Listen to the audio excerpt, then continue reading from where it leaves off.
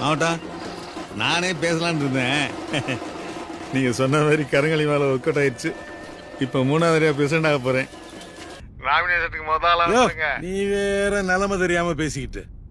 இப்பதான் கலெக்டர் ஆபீஸ்ல இருந்து தகவல் வந்துச்சு, உன் பஞ்சாயத்தை ரிசர்வா மாத்திட்டாங்க.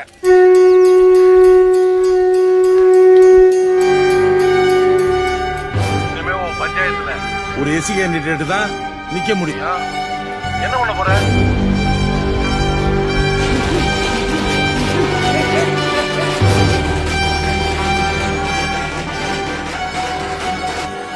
மாவட்டம் இது எதுவும் மாத்த முடியாதா? நாளையா மந்திரி நினைச்சாலும் மாத்த முடியாது. இதெல்லாம் இந்த எலெக்ஷன் கமிஷன் பண்ற கூத்து. ஏன் கேக்குற? இன்னும் என்னெல்லாம் பண்ண காத்திருக்காங்களோ. என்ன மாவட்டம் அநியாயமா இருக்கு? இத்தனை ஊர்ல ஏன் என் பஞ்சாயத்தை மட்டும் ரிசர்வ் ஆக்கணும்? என்ன